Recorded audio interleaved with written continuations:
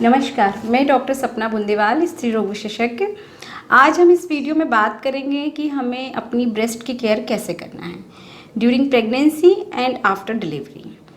अब प्रेगनेंसी में तो हम पूरा अपना ध्यान रख रहे हैं, खाने पीने का, रहने का, हमें क्या खाना है ताकि हमारा स्वास्थ्य अच्छा रहे और हमारे गर्भ के अंदर पल रहे बच्चे का स्वास्थ्य अच्छा रहे। उसके साथ साथ ये बहुत ही महत्वपूर्ण चीज़ है कि जब बच्चा डिलीवर होगा, बच्चा जब इस दुनिया में आएगा तो उसका एकमात्र सोर्स जो है वो है माँ का दूध। तो हमको अपने ब्रेस्ट को रेडी करना है, तैयार करना है ताकि हम अच्छे से ब्रेस्ट फीडिंग बच्चे को करवा पाएँ और उस टाइम हमें परेशानी ना आए। तो उसकी प्रिपरेशन हमें प्रेगनेंसी के दौरान ही करना ज़रूरी है। तो ब्रेस्ट की केयर हमें प्रेगनेंसी में जब आप डॉक्टर के पास जाते हैं तो स्टार्टिंग में डॉक्टर आपका जब पूरा एग्जामिनेशन करता है तो वैसे ब्रेस्ट एग्जामिनेशन भी एक इम्पॉर्टेंट पार्ट है जिसमें हम ये देखते हैं कि कोई गांठ वगैरह ना हो। डॉक्टर तो अपने पार्ट पर करेंगे ही, लेकिन आपको ये ध्यान रखना है कि आपको खुद का सेल्फ ब्रेस्ट एग्जामिनेशन भी आना चाहिए कि हम ये देख सकें कि हमें कोई ब्रेस्ट में इसके बाद में कोई गठान तो डेवलप नहीं है। और उससे भी ज़्यादा महत्वपूर्ण है हमारे निप्पल, क्योंकि अल्टीमेटली हमें ब्रेस्ट फीडिंग करवाना तो हमारे निप्पल का सही रूप में होना ज़रूरी है। निप्पल में हमें देखना है कि अपने निप्पल रिट्रैक्टेड या इन्वर्टेड निप्पल तो नहीं है। कई लोगों के रिट्रैक्टेड या इन्वर्टेड निप्पल रहते हैं तो बच्चे को दूध पिलाने में बहुत ज़्यादा परेशानी होती है और उसकी वजह से माँ को डिप्रेशन और साइकोलॉजिकल प्रॉब्लम्स होती है और बच्चे को भी प्रॉब्लम होती है। तो हमें एंटीनेटल पीरियड में ही, प्रेगनेंसी के दौरान ही 8वें महीने से अगर रिट्रैक्टेड निप्पल है या इन्वर्टेड निप्पल है तो निप्पल पुल करके, निप्पल पुल डेली दिन में 2 या 3 बार निप्पल पुल करना है थोड़ा सा हाथ से, ताकि अपने निप्पल नॉर्मल अवस्था में टिल डिलीवरी आ जाए। पोस्ट डिलीवरी अगर निप्पल रिट्रैक्टेड या फ्लैट या इन्वर्टेड हैं तो हम सिरिंजिंग का इस्तेमाल कर सकते हैं निप्पल बनाने में। इस तरह से हमको निप्पल का एंटीनेटल पीरियड में ध्यान रखना है। उसके बाद पोस्ट नेटल पीरियड मतलब डिलीवरी के पश्चात हमें अपने ब्रेस्ट की केयर इस तरह से करना है कि हमारा निप्पल हमें क्लीन और ड्राई रखना है। जब हम बच्चे को दूध पिलाएंगे तब हमें निप्पल को क्लीन और ड्राई करना, पिलाने के पहले भी क्लीन करना है और पिलाने के बाद क्लीन करके ड्राई करके रखना है।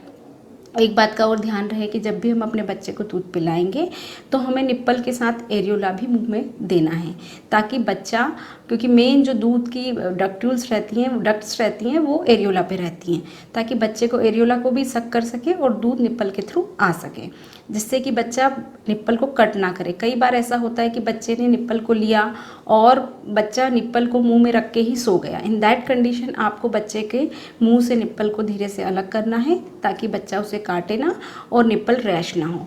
कई पेशेंट को नॉर्मल अवस्था में भी निप्पल रैश या क्रैक्ड निप्पल हो जाते हैं, कई पेशेंट्स को होते हैं। तो उसको अवॉइड करने के लिए, उससे बचने के लिए हमको अपने निप्पल को सॉफ्ट रखना है, ड्राई रखना है और मॉइस्चराइज़र लगाना। मॉइस्चराइज़र के लिए हम बेस्ट है कि घर का घी, गाय का बना हुआ घी अप्लाई कर सकते हैं।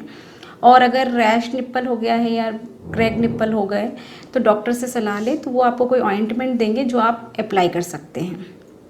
इसके अलावा हमको दूध बार बार पिलाना है बच्चे को। फीडिंग हर 2 घंटे में या बच्चे की डिमांड के अनुसार फीडिंग करवाना है। वो क्यों महत्वपूर्ण है? बच्चे के लिए तो महत्वपूर्ण है ही, लेकिन आपके लिए भी महत्वपूर्ण है। उससे आपकी बॉडी का शेप वापस प्री प्रेगनेंसी जैसा हो जाएगा। और दूसरा एडवांटेज ये है कि दूध इकट्ठा नहीं होगा। अगर आप दूध नहीं पिलाते हैं तो दूध के अंदर ही इकट्ठा होकर इंगॉजमेंट होने की संभावना रहती है और इंगॉजमेंट के बाद आपको फीवर आ सकता है, पस बन सकता है, एब्सिस बन सकती है और कई बार उसमें चीरा भी लगाना पड़ता है। तो वो एक बहुत ही खतरनाक कंडीशन है जो कि बहुत पेनफुल कंडीशन होती है। इसलिए अगर हम चाहते हैं कि हमें ब्रेस्ट में एब्सिस ना बने तो उसके लिए हम फ्रिक्वेंटली ब्रेस्ट फीडिंग करवाएं। नेक्स्ट बात है कि हमें फीडिंग ऑल्टरनेट ब्रेस्ट से करवाना है। एक बार अगर हमने राइट से करवाया है तो हमें नेक्स्ट टाइम लेफ़्ट से करवाना है और एक प्रॉपर पोस्चर में करवाना है। हमें फीडिंग के लिए हमें नहीं झुकना है, बच्चे को अपने पास लेकर आना, बच्चे को अपने पास लाना है, कंफर्टेबल पोजीशन में बैठना है। अपने आसपास कम से कम पलंग पे 4 से 5 तकिए रखिए जो कि हमारे सुविधा अनुसार हम बैक के पीछे लगा सके, हमारे पैर के नीचे लगा सके, बच्चे के नीचे ले सकें, ताकि हमें बहुत झुकना ना पड़े, फॉरवर्ड बेंड ना होना। आपको ब्रेस्ट सपोर्टिव ब्रा ज़रूर पहनना है, उससे आपके ब्रेस्ट लटकेंगे नहीं। इसके अलावा कई बार ऐसा होता है कि बच्चे की आवाज़ सुन के, रोने की आवाज़ सुन के या बच्चे को देख के हमें, या कहीं और ऐसे हम सोशल प्लेस पर हैं तो मिल्क सिक्रेशन ऑटोमेटिकली होने लगता है और हमारे कपड़े भीग जाते हैं। तो उसको नहीं हो, उसके लिए निप्पल के पैड्स आते हैं, वो हम यूज़ कर सकते हैं। इसके अलावा कई बार क्रैक निप्पल हो जाते हैं तो हम ब्रेस्ट फीडिंग नहीं करवाते हैं या बंद करवा देते हैं दर्द के कारण, तो वो हमें नहीं करना है। इन दैट केस ऑल्सो आप निप्पल शील्ड बाज़ार में मिलती है, तो आप निप्पल शील्ड लगा के बच्चे को दूध पिला सकते हैं। अगर कभी आपको ऐसा लगता है कि आपके ब्रेस्ट में थोड़ा इंगॉजमेंट हो रहा है, बहुत ज़्यादा भर रहा है, इनिशियली 1 मंथ बच्चा छोटा होता है तो उतना दूध नहीं पी पाता है, तो कई बार ऐसा होता है कि ब्रेस्ट में इंगॉजमेंट अपने फील होता है और एक्सेसिव मिल्क बाहर निकलता है। इन दैट केस आपको हॉट फर्मेंटेशन करना है, मतलब गर्म से सिकाई करके और दूध निकालना है। उस दूध को निकाल के आप डिस्कार्ड कर सकते हैं, पर उसको अंदर नहीं इकट्ठे होने देना है। 1 महीने के बाद तो बच्चा वैसे भी जितना मिल्क बनेगा सफिशिएंट मात्रा में दूध पी ही लेता है।